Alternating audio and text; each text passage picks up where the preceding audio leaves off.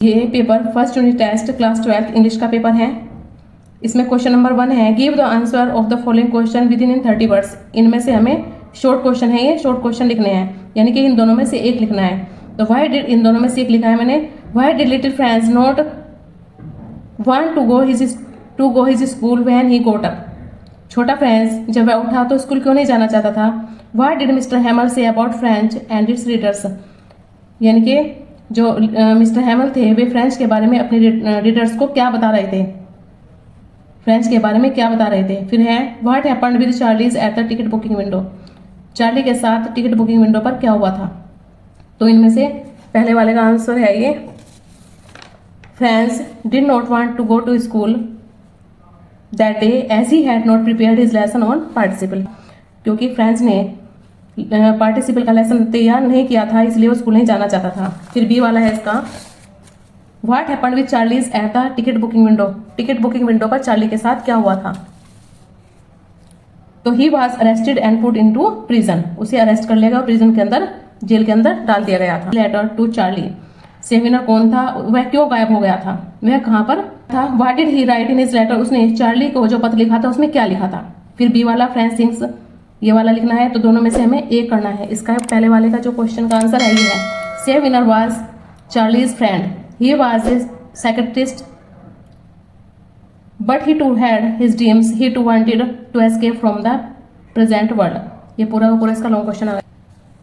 Question number 3 ए है, read the stanza carefully and answer the questions based on it. इस stanza को ध्यान से पढ़ना है और फिर इसके आंसर्स को देना है। This poem is written by Kamala Das, Kamala Das के द्वारा पोएम लिखी हुई है। तो पहला क्वेश्चन है, what did the poetess feel. तो पोएटेस क्या महसूस करती हैं, तो यहाँ से आ जाएगा द पोएटेस, इसे लिखेंगे हम the poetess, the poetess,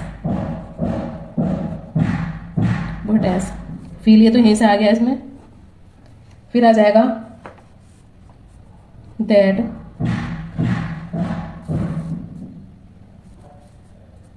her mother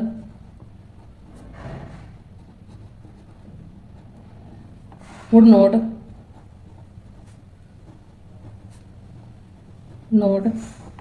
live long she might. यह हमें थोड़ा सा अपने पास से भी लिखना है, इसमें से पूरी पोएम के बेस पे हमें इसका आंसर लिखना है, ठीक है। नंबर दूसरे वाला है इसमें B, what did the poetess to, B वाला, what did the poetess do at the time of farewell.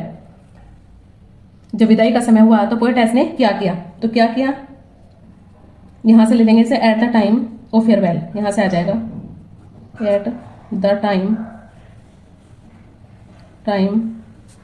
Of farewell the poetess said to her mother. आगे अपने पास से लिखेंगे जैसे कि हमने पूरी पोएम को पढ़ा है, वहीं से इसका सार ले लेंगे थोड़ा सा। The poetess said to her mother,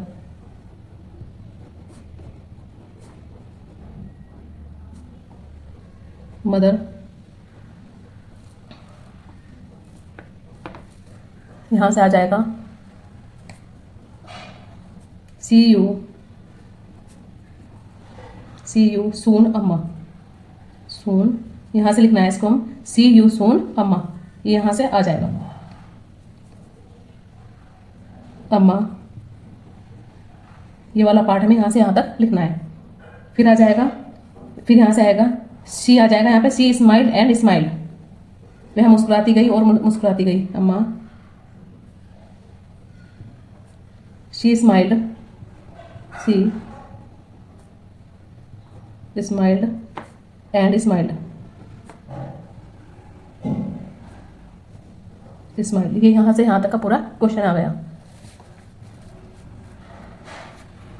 अब इसमें जो है बी पार्ट के अंदर हमें सेंट्रल आइडिया लिखना है, जो भी हमें पोएम में से जितना भी हम सेंट्रल आइडिया, हमें 2 नंबर, 1.5 नंबर मिलेगा सेंट्रल आइडिया को।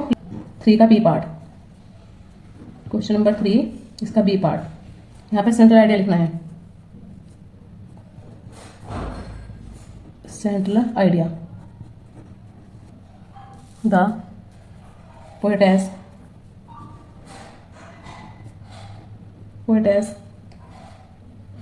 Describe the pain and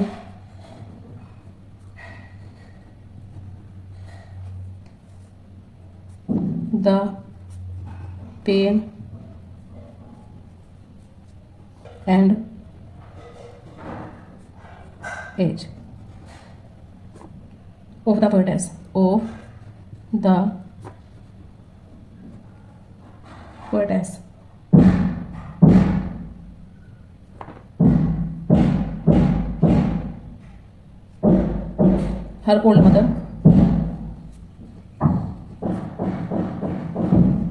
her old mother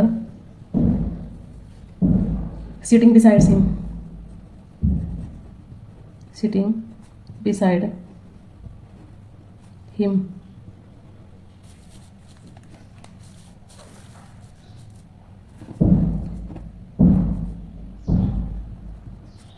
face is pale and यानी कि कैसा था, कमजोर और पीला पड़ा तो मुरझाया हुआ था, and faded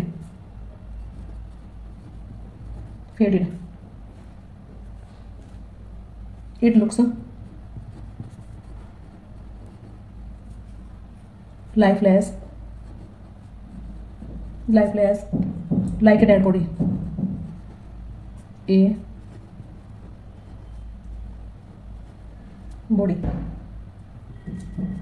She realized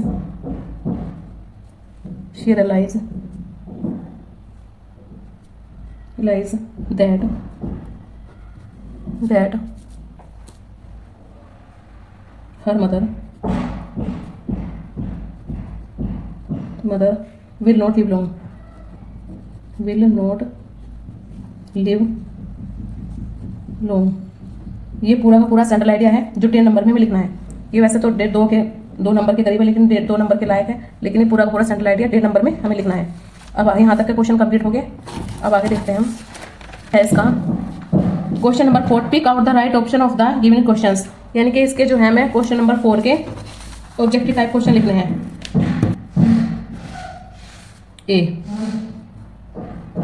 ए में क्या आएगा, इसमें द पोएटेस वाज सैड, जो कविता थी क्यों दुखी थी, तो इसमें आ जाएगा ए लिविंग हर मदर, इसमें आ जाएगा लिविंग हर मदर।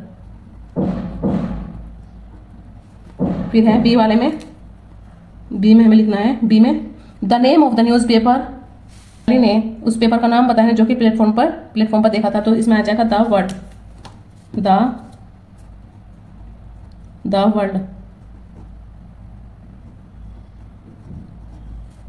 सी में आ जाएगा Charley could not buy tickets as he, C में आ जाएगा हमारा हैड फेक करेंसी, क्यों नहीं खरीद सका टिकट, क्योंकि उसके पास फेक करेंसी थी, हैड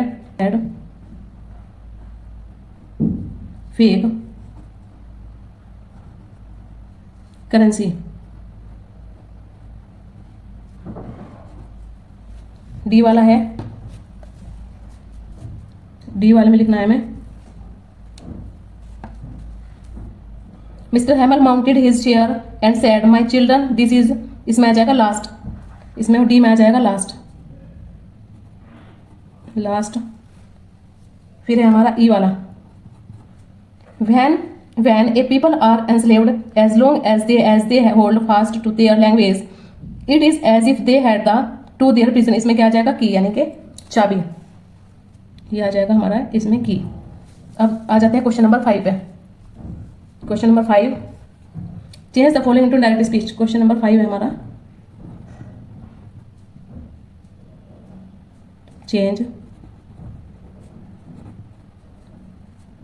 इनटू इनडायरेक्ट स्पीच, इसे इनडायरेक्ट में चेंज करना है। ए वाला है he said may he live long, he said may he live long, ये हमारा एक्सक्लेमेटरी सेंटेंस इसका है। कौन सा सेंटेंस का? Exclamatory sentence.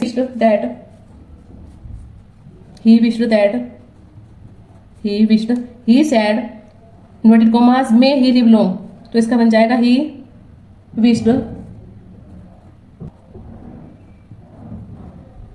He wished that he might live long, he may का क्या हो जाएगा, might, he might live long. ये हमारा हो गया पहले वाला। दोनों की इनडायरेक्ट स्पीच बनानी है, बताते हैं बी पे। बी वाले में ये हमारा इंटेरोगेटिव सेंटेंसेस के सेकंड टाइप वाले डायरेक्ट स्पीच का सेंटेंस है। तो इसे कैसे बनाएं, क्योंकि जो का तो शब्द रहेगा, तो यहां से बनेगा he asked me, said to का क्या हो जाएगा, asked, he asked me,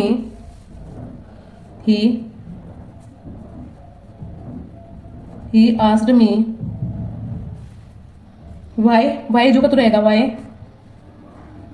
why you का हो जाएगा आई, और ये डिड है ना कि पास्ट नहीं फिट का है, तो उसको पास्ट परफेक्ट में ले जाएंगे हम। तो why I had, third form आ जाएगी इस टाइप की, स्ट्रक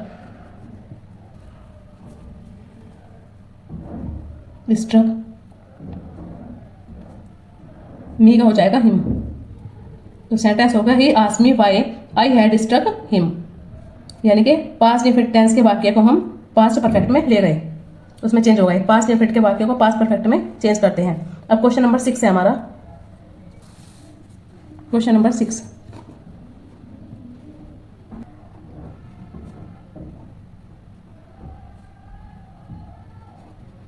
synonyms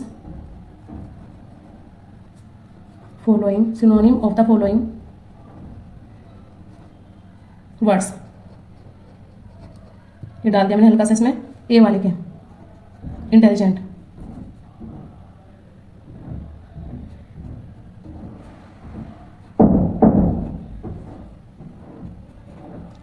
इंटेलिजेंट का मतलब है बुद्धिमान, तो इंटेलिजेंट का हो जाएगा क्लियर, ब्राइट,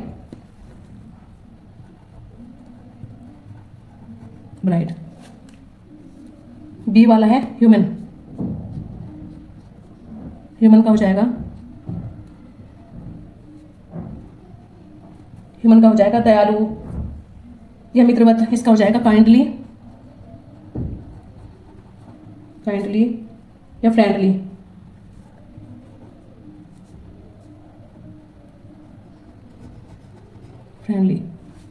नंबर 3 है लॉयल का मतलब है वफादार, सी का हो जाएगा लॉयल का मतलब है वफादार, इसके हो जाएगा लॉयल का हो जाएगा वफादार, फेथफुल या ट्रस्टवर्दी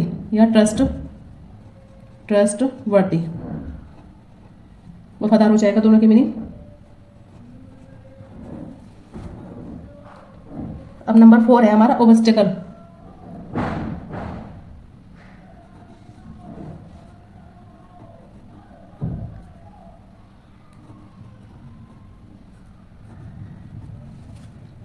ऑब्स्टेकल का मतलब है अवरोध या बाधा डालना, ऑब्स्टेकल में हो जाएगा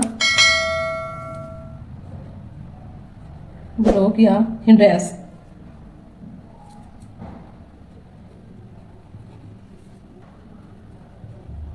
ये हमारे सारे के सारे सिनोनिम्स हो गए। इंटेलिजेंट का क्लियर और ब्राइट हो गया, ह्यूमन का दयालुता यानी कि काइंडली और फ्रेंडली, लॉयल का फेथफुल और ट्रस्टवर्दी, ऑब्स्टेकल का यानी कि बाधा डालना, ब्लॉक और हिंड्रेंस हो गया। अब है इसमें question number 7, translate the following into English. Question number 7,